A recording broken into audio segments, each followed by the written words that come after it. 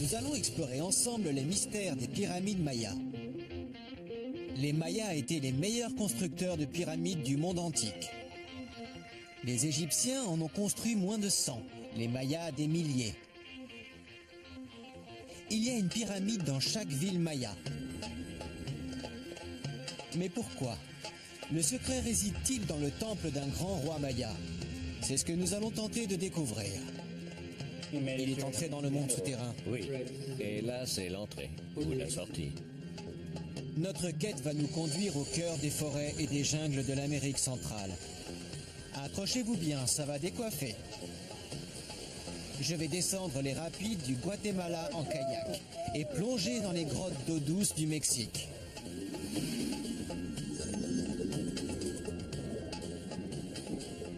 À la recherche de la vérité, je ne reculerai devant rien.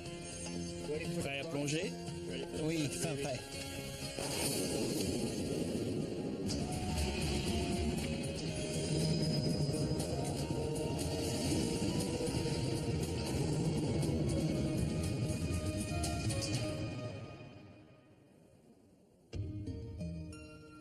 Les pyramides. Les Mayas ont construit des milliers d'édifices dans toute l'Amérique centrale. Nous savons que ces pyramides représentaient tout pour eux. Ce que nous ne savons pas, c'est pourquoi.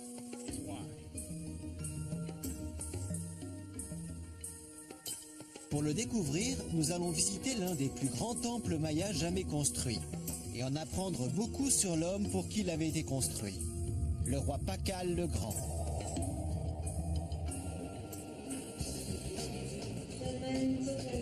Notre voyage commence dans la ville que Pakal a fait bâtir dans le sud du Mexique, Palenque. Mais pour cela, il a fallu que je prenne beaucoup d'avions. Un nouveau, au cas où je perde le vieux. Combien de sacs on peut mettre sur un chariot mexicain? Et un de plus. C'est parti. 4 personnes, 4 vols et 17 sacs.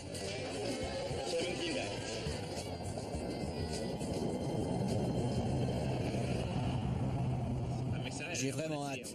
Je veux voir le temple des inscriptions et tous les palais de Palenque. J'ai des tas de questions auxquelles je veux absolument trouver des réponses. Et là, je suis si proche de la clé du mystère. C'est le voyage de toute une vie. Demain matin, je vais enfin découvrir cet endroit où j'ai tellement rêvé d'aller, Palenque.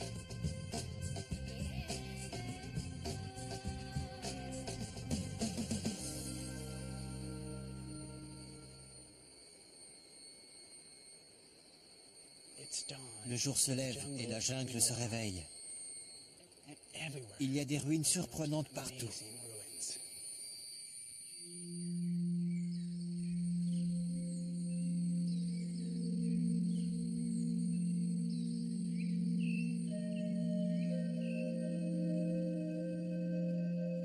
Il y a de cela 14 siècles, Pakal le Grand a fait construire les plus beaux temples du monde maya.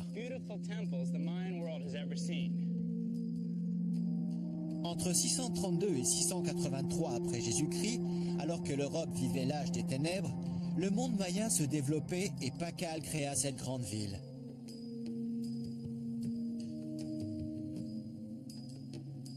On dit de lui qu'il était un guerrier impitoyable, mais il était également un très grand architecte. Même en ruine, sa ville est impressionnante. En déambulant dans ce palais, j'essaie de m'imaginer la vie des Mayas au temps de Pakal. Je visualise une foule de guerriers, de marchands et de nobles que Pakal croisait aux alentours de Palenque au 7e siècle.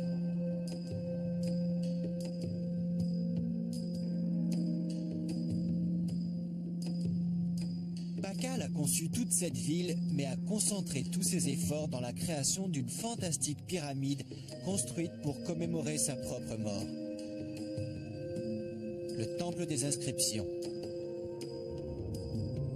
Il s'agit du plus grand tombeau royal jamais construit dans l'Amérique antique pour un seul homme. Grâce Grâce au célèbre archéologue mexicain Alfonso Morales, je vais tout savoir sur la ville de Pacal. Alfonso, je suis Josh. Enchanté. Moi de même. En escaladant les 69 marches du tombeau de Pacal, Alfonso m'explique qu'en édifiant cette pyramide, Pacal était convaincu de bâtir une montagne sacrée. Il voulait construire une montagne, c'est bien ça? Mais pourquoi la faire ici alors qu'il y en a une juste là? Je pense qu'il voulait avoir une grotte pour y mettre son tombeau. Sa propre grotte. Les grottes sont le passage vers le monde souterrain où séjournaient les morts ainsi que les dieux avec qui les Mayas communiquaient. Il y a une grotte ici? Oui, et pour mieux comprendre, il faut entrer et observer. Une montagne et une grotte artificielle. Une entrée dans le monde souterrain. Allons-nous découvrir les secrets de la pyramide de Pacal? Waouh! Incroyable! Heureusement, des hiéroglyphes illustrent l'histoire de Pacal. Lorsque les archéologues ont réussi à déchiffrer le code maya, ils ont découvert que l'âme de Pacal avait fait un étrange voyage dans le monde souterrain.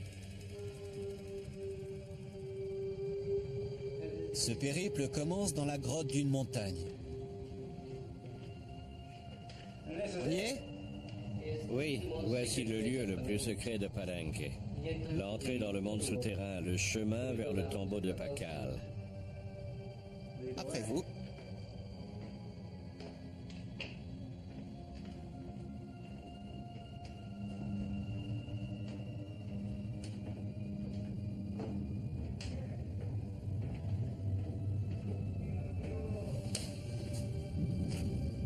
Les escaliers semblent nous plonger dans un noir sans fin.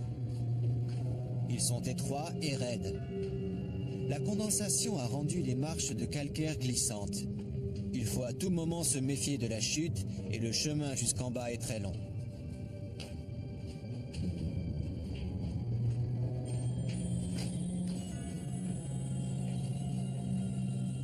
J'ai vraiment la sensation de descendre vers les enfers. Alfonso me dit que les Mayas étaient obsédés par le monde souterrain. Pour eux, c'était la porte de l'immortalité.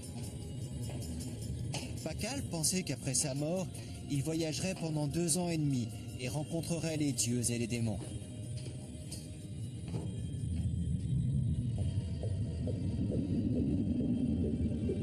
Il était persuadé qu'ainsi, il se réincarnerait en Dieu.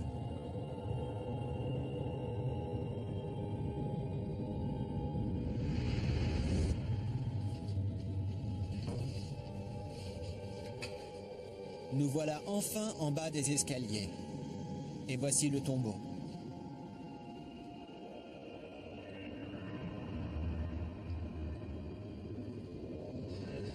Ça y est, nous y sommes? Oui, c'est la célèbre grotte de Pacal. Et il y a le sarcophage. C'est incroyable. À partir d'ici, il est entré dans le monde souterrain. Oui, c'est l'entrée ou la sortie de ce monde. Ça dépend de là où on se place. Son corps est ici, mais son âme est à l'autre bout de la grotte.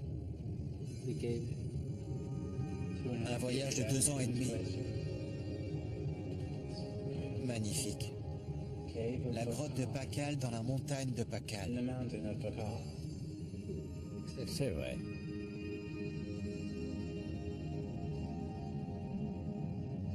Sur le dessus du sarcophage, une splendide sculpture illustre un Pacal figé au moment de sa mort. On voit ici le début de son périple dans le monde souterrain.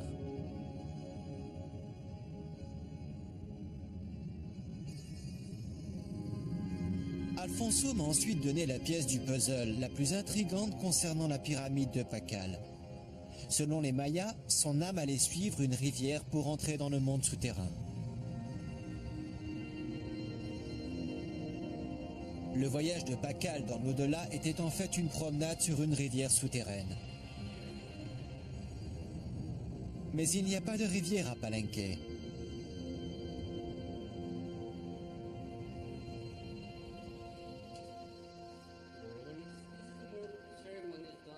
Selon Alfonso, il s'agissait d'une rivière du monde des esprits. Cette croyance est apparue à partir d'une véritable rivière souterraine. Voici la source de la rivière. Je connais maintenant la suite de mon voyage.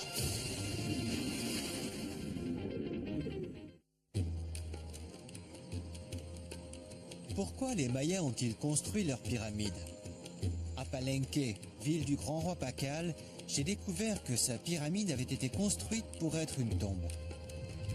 Pakal croyait qu'il créait un passage pour le monde souterrain, une montagne sacrée avec une grotte à l'intérieur. Il pensait que son esprit quitterait cette grotte par une rivière, à travers le monde souterrain jusqu'à la réincarnation. Mais d'où vient cette idée?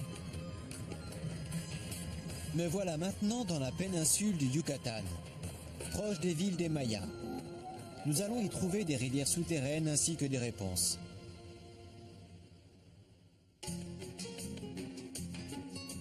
Le Yucatan possède le plus grand nombre de puits naturels et de rivières souterraines au monde. On compte plus de 1000 puits et des centaines de kilomètres de galeries sous le sol calcaire de la péninsule. Ces puits d'eau douce sont uniques au monde. On les appelle les cénotes.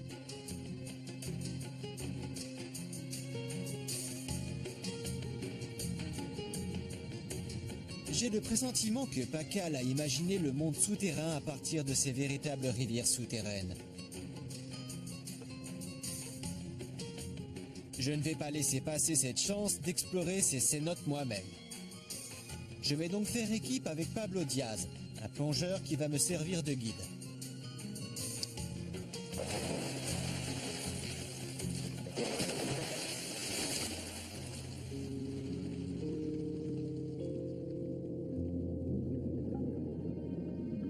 Ces grandes galeries d'eau douce sont l'une des plus belles choses qui m'ait été donné de voir.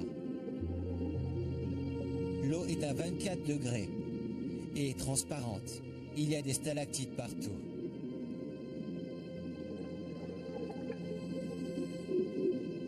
Des galeries et des grottes s'étendent à perte de vue dans toutes les directions.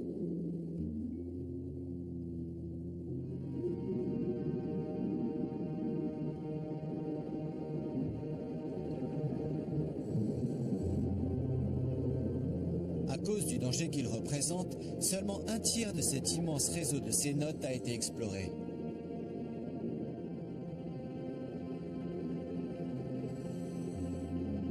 De nombreux plongeurs expérimentés ont péri dans ces galeries d'eau. Et puisque nous ne voulons pas finir comme eux, Pablo décide de revenir vers l'entrée du puits en prenant un chemin différent.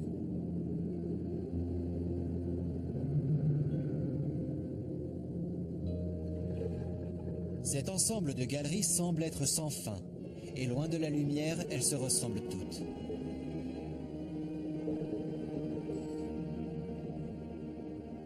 Il serait très rapide de s'y perdre.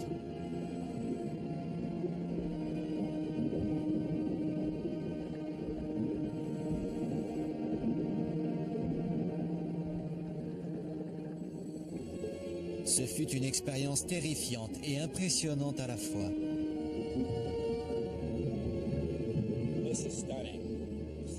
C'est superbe. À la seconde où l'on plonge, on est transporté dans un autre monde. Les Mayas ne disposaient pas d'équipement de plongée, mais il suffit de plonger en apnée pour admirer la beauté de ces grottes et des couloirs qui les relient.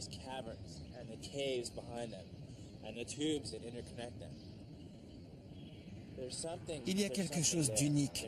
On est transporté dans un autre monde. Pour en savoir plus sur les cénotes et les croyances mayas, je me suis rendu à Chichen Itza, dans le Yucatan. Chichen Itza a connu son essor entre le 8e et le 12e siècle. Cette ville a été construite en carré au-dessus d'un réseau de galeries souterraines, et il paraît que c'est un centre cérémoniel très important.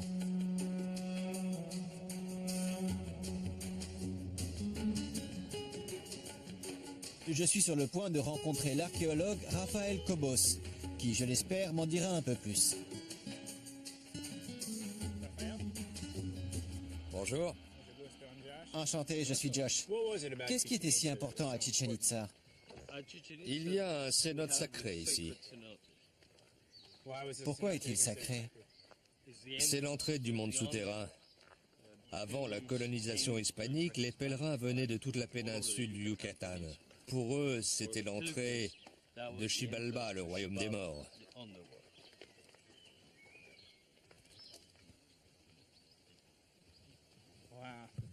C'est le puits sacré? Oui, c'est l'entrée de Xibalba. Magnifique. Ce cénote est impressionnant. Mais comment savait-il que c'était l'entrée de Xibalba, le monde souterrain maya? À l'époque de la conquête espagnole au XVIe siècle, des histoires de rituels sanglants sont apparues. Des enfants auraient été sacrifiés aux dieux du monde souterrain.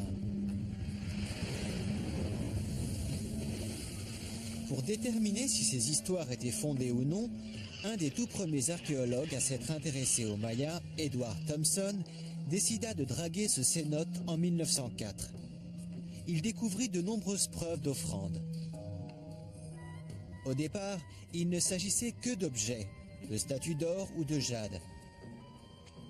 Mais après de longues recherches, il trouva la consternante confirmation de ces vieilles légendes. Des os humains.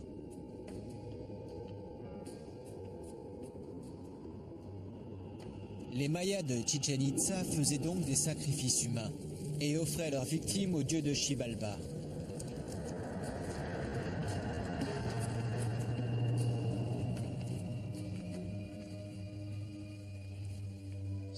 Les prêtres jetaient des corps dans les puits?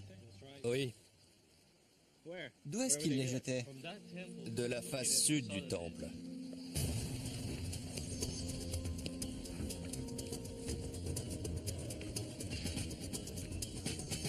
Les horribles cérémonies qui ont eu lieu ici prouvent bien que les cénotes étaient, aux yeux des Mayas, l'entrée du monde souterrain dans lequel vivaient les dieux et les démons. S'agit-il des rivières souterraines que Pakal pensait emprunter lors de son voyage post-mortel? Dans tous les cas, je veux vraiment les explorer davantage. On va où? Au temple maudit. Vraiment? C'est intriguant, hein? Je vais donc explorer le cénote du célèbre temple maudit. One mistake will lead to a very dramatic ending you don't want to have. Yeah, I don't want that. Ça ne me dit rien.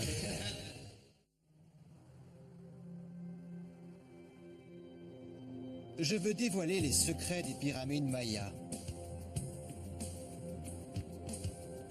Dans les ruines de Palenque, j'ai découvert que le roi Pakal était persuadé que sa pyramide était l'entrée symbolique du monde souterrain maya.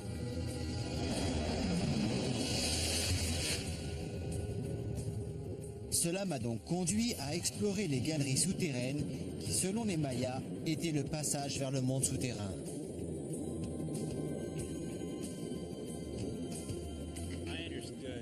Je savais qu'il y avait un parallèle entre les pyramides et les montagnes, mais je ne pensais pas que les grottes avaient autant d'importance. En entrant dans le tombeau de Pakal, j'ai eu la sensation que cet énorme édifice n'avait été construit que pour sa grotte. Mais après avoir plongé dans les cénotes et avoir découvert que la grotte était l'accès aux rivières, ma vision de la religion maya a éclaté.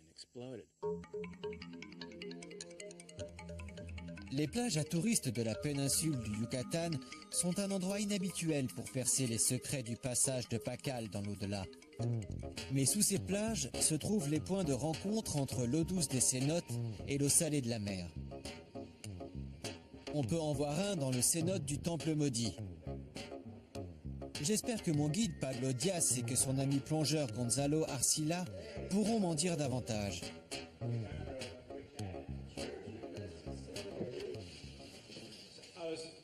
J'ai entendu dire qu'il y a des couloirs d'eau qui partent du fond des cénotes et qui vont jusqu'à la mer.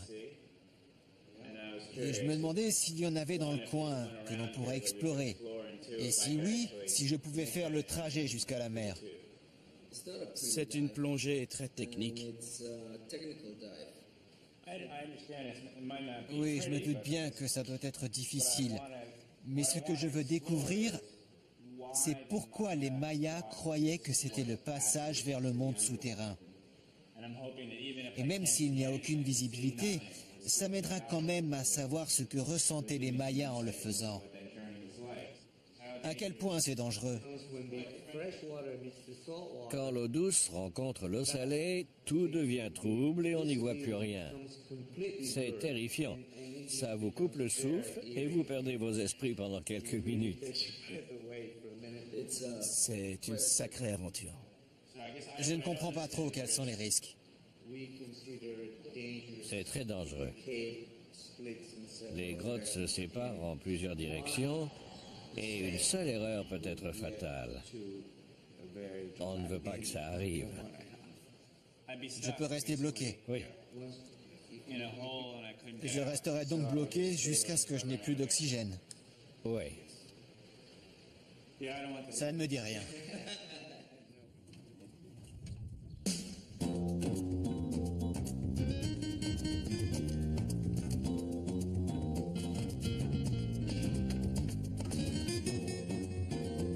J'ai l'intuition que ce mélange d'eau douce et d'eau de mer peut être la clé du mystère maya.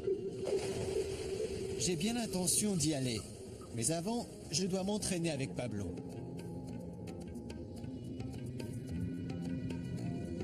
Pour pouvoir plonger dans une grotte, il faut apprendre à se diriger sous l'eau dans le noir.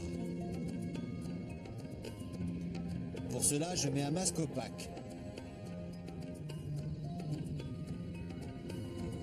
Ensuite, Pablo me fait tourner pour me désorienter.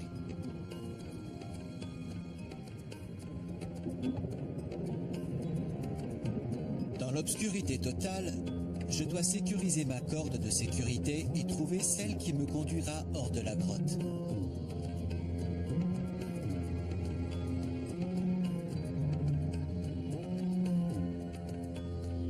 Lorsque l'on ne voit rien, c'est un véritable défi.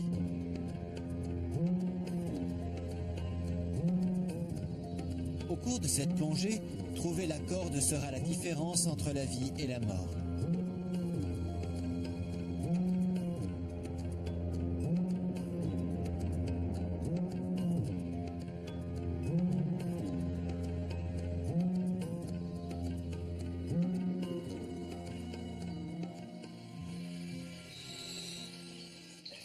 Génial.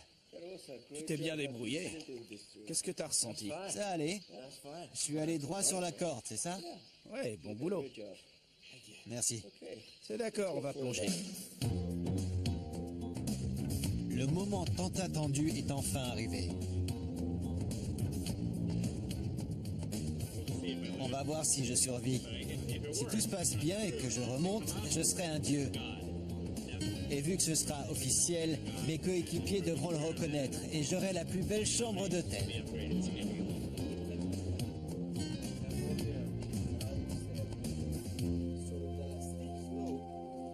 Je suis sur le chemin du cénote du temple maudit, là où l'eau douce rencontre l'eau salée. Les plongeurs appellent ce phénomène l'halocline. Il existe une théorie selon laquelle les Mayas croyaient que l'halocline était le point de rencontre entre notre monde et l'au-delà. Est-ce possible? Quand on aura atteint la locline, ça voudra dire qu'on passera dans l'eau salée. Rappelle-toi qu'on n'aura plus de visibilité. Tout sera brouillé, alors ne panique pas. Ce puits est ahurissant. Imagine-toi marcher en pleine jungle et tomber sur ça.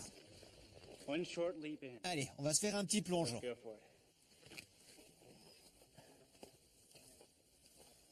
Pablo m'explique qu'au temple maudit, il y a un courant d'eau continu qui vient de la mer. Un réseau de cénotes est comme un poumon géant. Il inspire l'eau salée de la mer à marée haute et l'expire à marée basse. On espère que l'halocline ne sera pas trop loin. Prêt à plonger? Oui, fin prêt.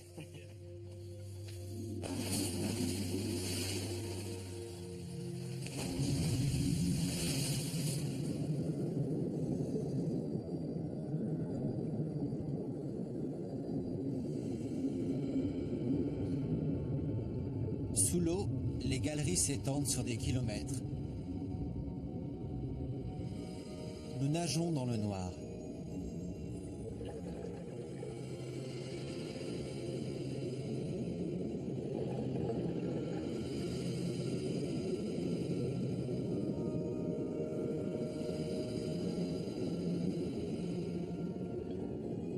Déjà 15 minutes, et toujours aucun signe de la Locline. Elle est bien plus loin que ce qu'on espérait. Il faut encore nager.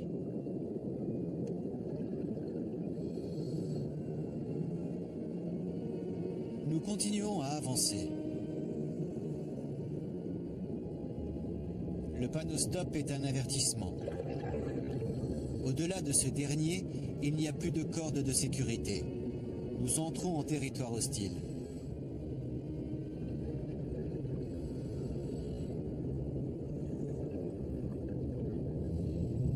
Nous sommes dans le monde souterrain des morts.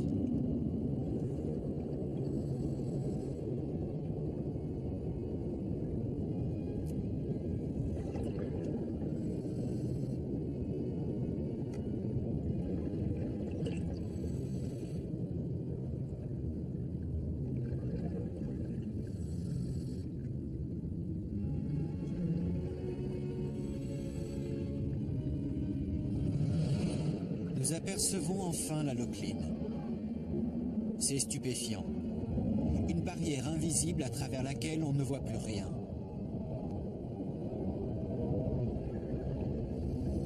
Un mur d'eau miroitant. Et rapidement, nous revoilà dans de l'eau transparente, mais salée cette fois.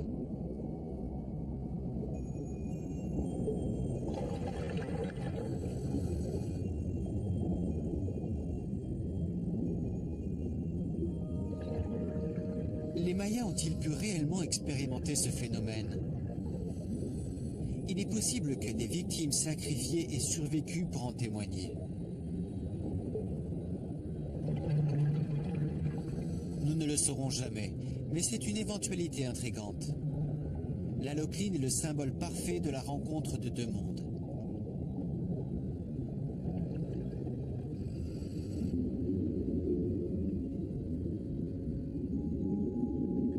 Les rivières du monde souterrain maya sont une expérience inoubliable, mais il reste encore beaucoup de points à éclaircir sur Pakal et son temple. Après 2 vols, nous voici à Guatemala City. L'aventure continue. Dans la deuxième partie de mon voyage, je vais découvrir les rituels magiques des Mayas d'aujourd'hui et risquer à nouveau ma vie dans les rapides du Guatemala.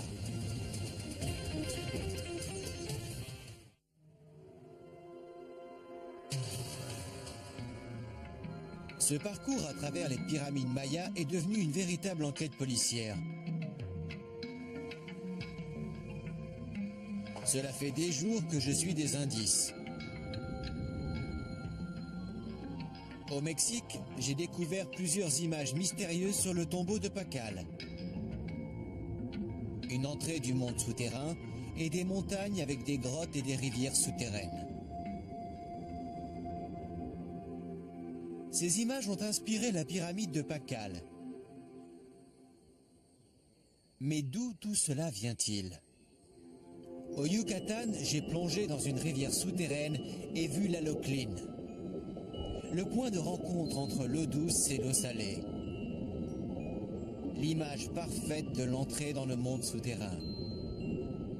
Mais comment expliquer l'image des montagnes et des grottes? À Chichen Itza, j'ai essayé de mettre les choses bout à bout avec l'aide de l'archéologue Rafael Cobos. Ce qui relie tout, c'est le livre sacré de la création que les Mayas appellent le Popol Vuh.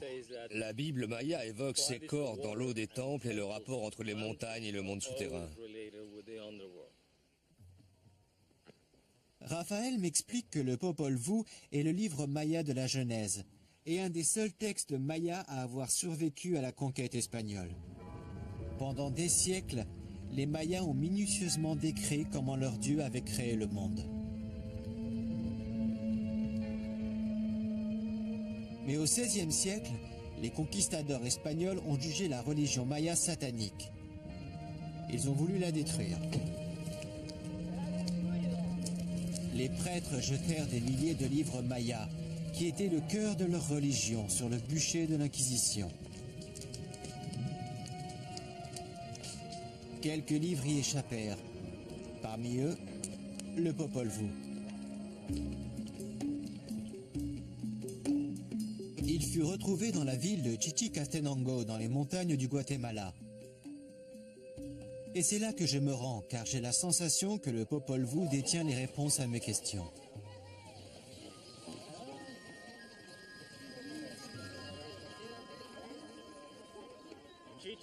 À Chichen Itza, j'ai appris que beaucoup de mes questions sur les pyramides mayas pourraient trouver des réponses dans un mystérieux document appelé le Popol Vuh.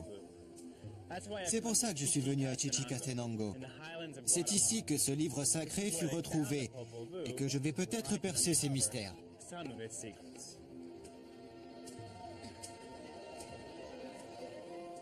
Chichicastenango est le cœur du monde maya actuel et de sa religion.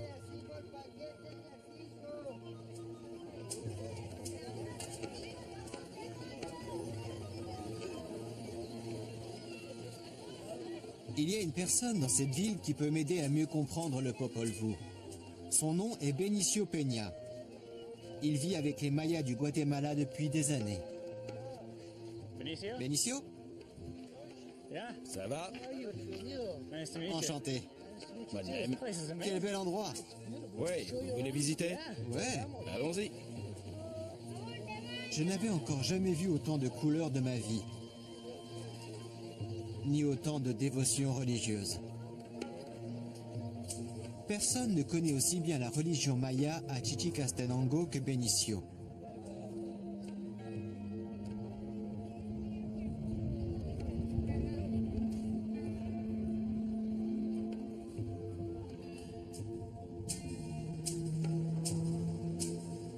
L'église est remplie de cultes aux Mayas ainsi que d'offrandes.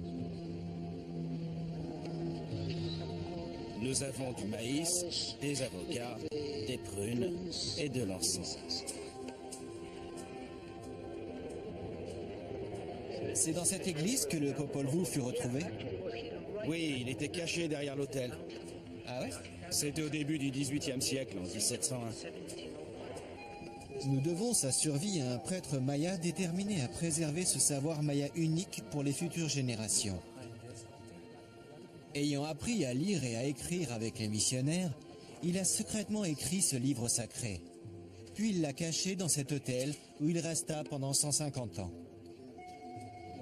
Pourquoi a-t-il été placé là? Pour que les conquistadors ne le trouvent pas. Je vois. Ils ont tout détruit. Sa découverte a ouvert une porte sur la religion maya, aujourd'hui mélangée au christianisme dans le souci de créer une religion unique.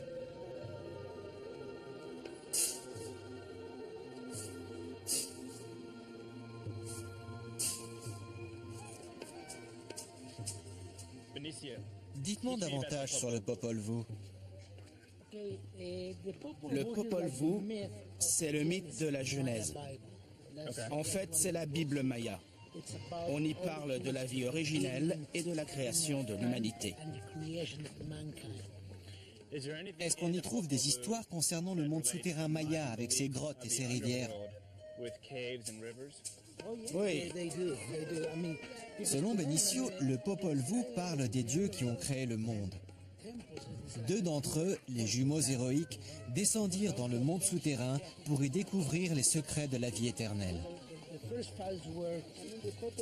le Popol Vuh relate la descente des jumeaux héroïques Unapu et Xbalanque dans le monde souterrain.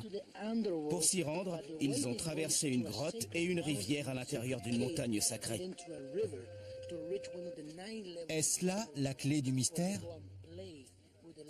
Benicio veut m'emmener voir les ruines de Huitatlan, une ville maya voisine, pour me montrer autre chose. Cet endroit est fabuleux. Mais a-t-il un rapport avec les grottes sacrées? Les Mayas y font toujours des cérémonies. Pour cela, ils ont creusé des tunnels sous ces temples. Alors ils creusent pour aller prier, c'est ça? Oui, On peut y assister? oui, allons-y, je vais vous montrer. Après vous. Apparemment, cela fait des siècles que les Mayas creusent une grotte artificielle sous les ruines de Hutatlan. C'est un site sacré où ils effectuent régulièrement des cérémonies. D'ailleurs, il y en a une en ce moment.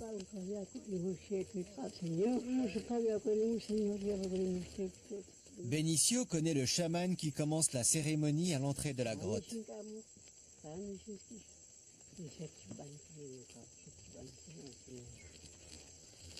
Il demande la bénédiction au dieu Maya.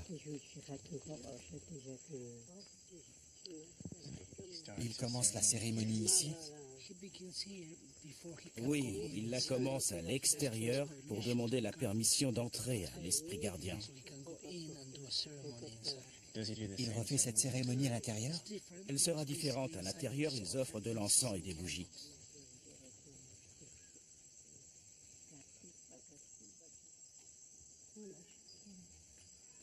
Le chaman et sa femme peuvent enfin entrer dans la grotte sacrée. C'est extraordinaire. On va entrer dans un tunnel qui fait des centaines de mètres de long et qui s'enfonce sous la ville antique. S'il existe une entrée du monde souterrain, nous y sommes.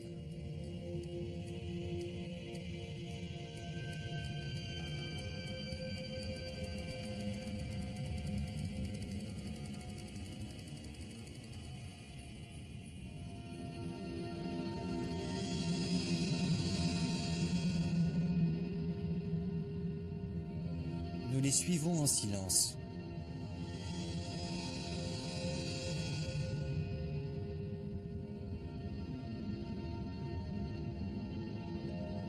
Je suis ébloui par la beauté de ce lieu sacré créé par les Mayas.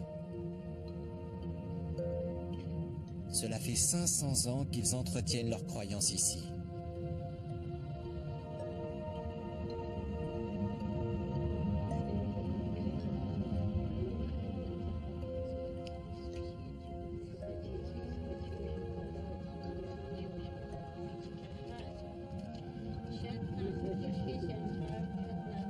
J'ai l'impression qu'ils ont recréé la grotte du Popol Vuh.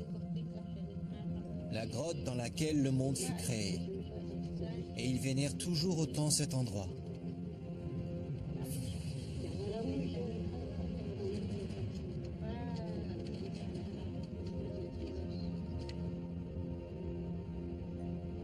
Une question me vient à l'esprit en quittant cette grotte. Ici, ainsi qu'à Palenque, il y a une grotte dans une montagne. Dans le Yucatan, il y a des rivières souterraines.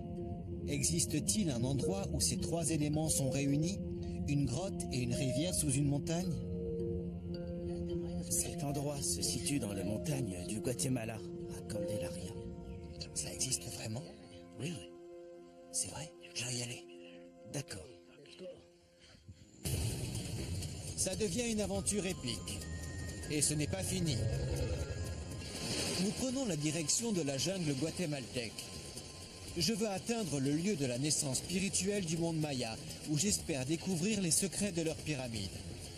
Mais ce trajet promet bien des aventures.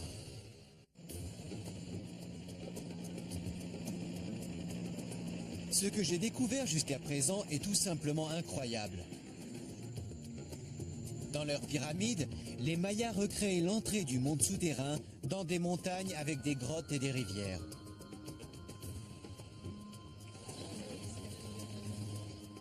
J'ai finalement compris pourquoi en allant à Chichicastenango, au Guatemala. Selon le Popol Vuh, qui est la Bible maya, la Genèse aurait eu lieu dans la grotte et la rivière d'une montagne. Lors de la cérémonie religieuse à Chichicastenango, j'ai réalisé que, depuis des siècles, les Mayas recréaient ce lieu sacré.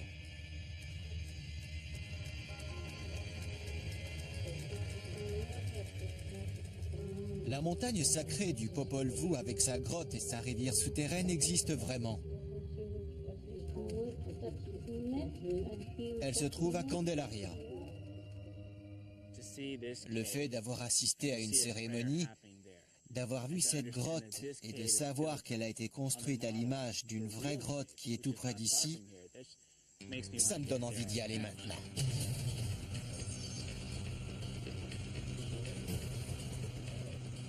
Il y a beaucoup de rivières dans les montagnes guatémaltèques et l'une d'entre elles nous emmène au cœur de la jungle. Avant d'aller voir les grottes de Candelaria, nous allons nous arrêter et visiter les ruines mayas de Cancuén. Cette ville va peut-être nous apporter la réponse à toutes nos questions, bien qu'elle soit la seule ville maya à ne pas avoir de pyramide. Je suis ravi d'être là, parce que l'un des plus grands archéologues se trouve sur le site de Cancuén, Arthur Desmarais. Pendant que Benicio prépare notre prochain trajet, je pars à la rencontre de Arthur. Tout le monde le surnomme l'Indiana Jones de l'archéologie maya. Arthur a découvert des villes mayas, mais il a dû faire face à des pilleurs de tombes et à de nombreuses menaces de mort, parfois même sous la menace d'un fusil. Vous êtes Josh? Enchanté. Oui, moi aussi. Il faut le prendre en photo. Je suis censé lui ressembler. Les gens sont toujours déçus quand ils viennent. Désolé, je fais ce que je peux. Arthur est excentrique et brillant, et c'est un vrai moulin à paroles. Et mes collègues vont tous devoir le faire et après ils vont tous me haïr. Il connaît tout sur les pyramides et les rois mayas, plus que n'importe qui d'autre. En faisant le tour de la ville avec Arthur, quelque chose me frappe. Je vois des palais, mais aucune pyramide. Cancuén a un grand pouvoir spirituel, sans aucun temple. Pourquoi? La raison pour laquelle il n'y a aucun temple est très simple à expliquer. Chaque site maya possède en son centre des temples ou pyramides. Ici, il y a des temples naturels, ceux qu'on appelle les huistes, et ce sont les seuls temples de ce site. Un huiste, c'est une colline sacrée dotée d'une grotte. Et nous sommes au pied des Highlands, là où la rivière Chinara se jette dans la forêt tropicale. Et rien que ça, c'est énorme.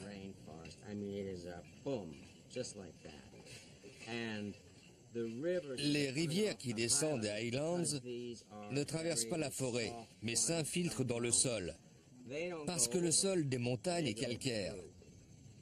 Et plus loin, elles jaillissent. Nous avons tout ça ici. Ce site n'a pas besoin de temple, tout est déjà là. Vous dites que les Mayas de Cancuén n'ont pas construit de temple parce qu'ils les avaient déjà ici?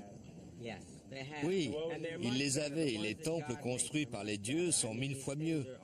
Ça n'a rien à voir.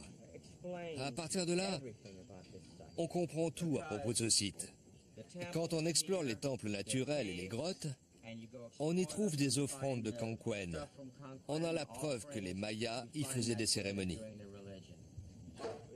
Est-ce que ces grottes peuvent être considérées comme le chemin vers le monde souterrain? Oui.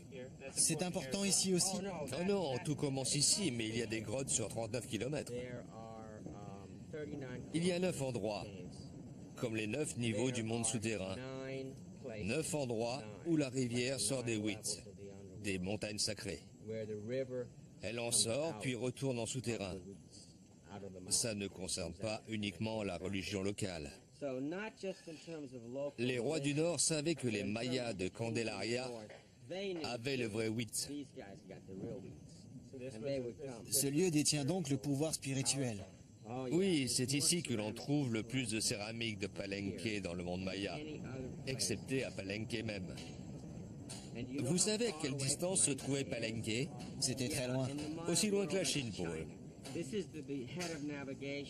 Les Mayas venaient ici de toute l'Amérique centrale, même de Palenque, pour vénérer leur dieu. Il est possible que Pacal lui-même soit venu ici. Cela me confirme donc que je suis sur la bonne piste. Candelaria semble être le lieu de naissance spirituelle du monde maya, et j'en suis tout proche.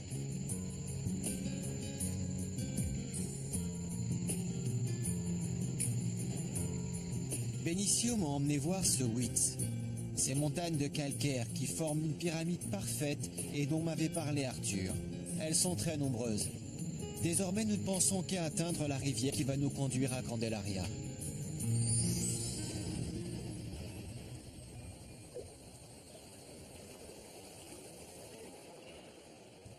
Aussitôt installés dans nos kayaks, nous découvrons une caractéristique incroyable du paysage que Arthur nous avait décrit.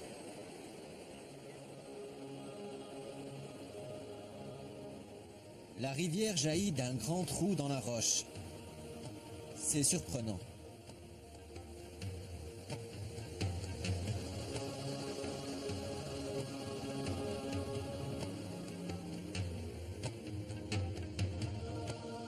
À partir de maintenant, nous n'avons plus qu'à nous laisser porter par les flots jusqu'à Candelaria. Mais il reste un obstacle à franchir.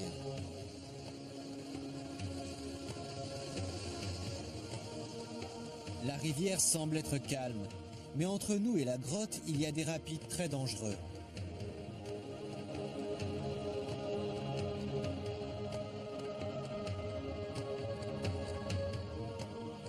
Il est grand temps de mettre nos casques et de solidement nous attacher au kayak. Mon voyage dans le monde souterrain maya devient de plus en plus intéressant.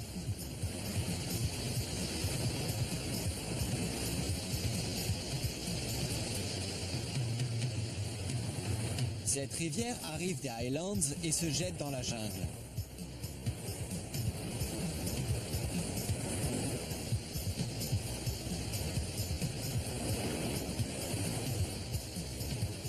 Il y a beaucoup de bruit, car l'eau s'écrase sur les gros rochers et le mouvement des flots provoque des tourbillons périlleux.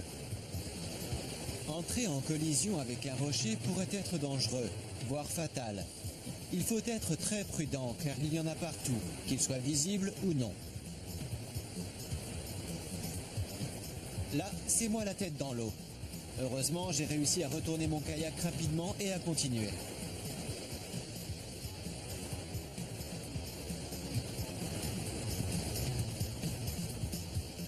C'est un exercice extrêmement pénible, mais avec Benicio, nous avons réussi à descendre les rapides sans trop d'égratignures.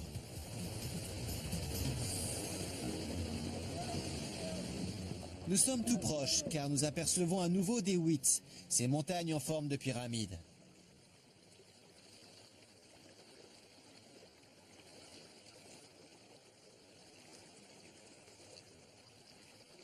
En arrivant aux grottes, l'eau se calme. Je suis sur le point de voir le lieu que je cherche depuis si longtemps.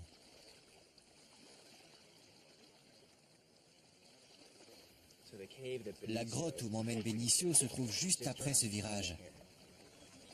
Et j'ai vraiment hâte parce que ça a été un long voyage à travers le Yucatan et le Guatemala. Vivement qu'on arrive, que je vois à quoi ça ressemble.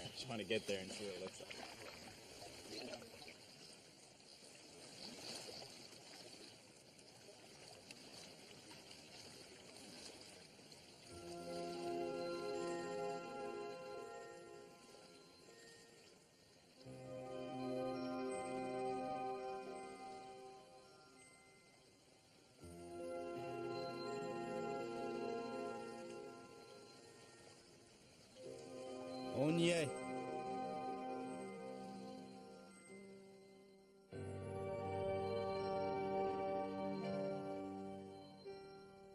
Je reste sans voix. La grotte est encore plus spectaculaire que ce que j'imaginais.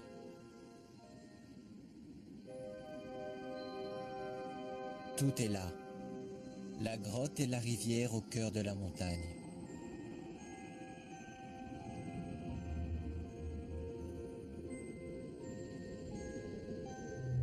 L'entrée dans le Xibalbá.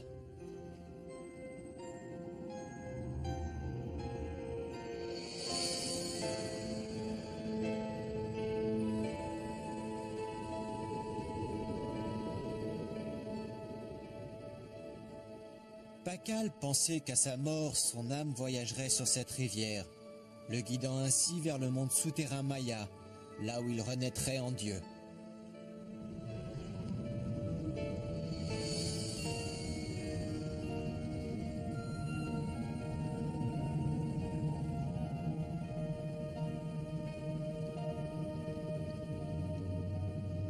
Je me trouve enfin dans ce lieu sacré que Pakal a voulu recréer à Palenque avec sa pyramide.